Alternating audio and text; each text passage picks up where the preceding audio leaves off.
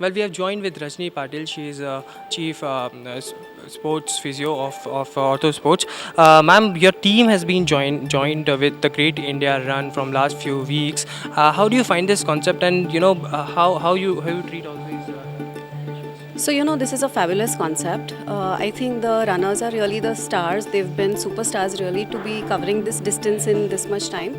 Of course, with running, there are certain issues that crop up, and my team has been with them throughout. Before the run, making sure that preventing a lot of the injuries that have piled up, but also during the run, making sure that things are going well.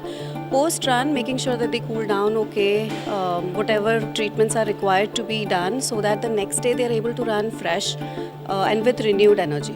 Ma'am, in the last 7 days when we are covering this event, it was the weather conditions were very different. In the second day when we were in Nadia, it was pretty hot, and then suddenly rains was there. How you prevention is more than something which you guys are doing. How do you prevent these, and what kind of injuries in these weather conditions happen?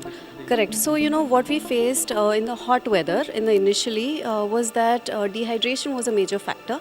So, what really happened was the team of physios had to make sure that were hydrated well, the athletes were hydrated well.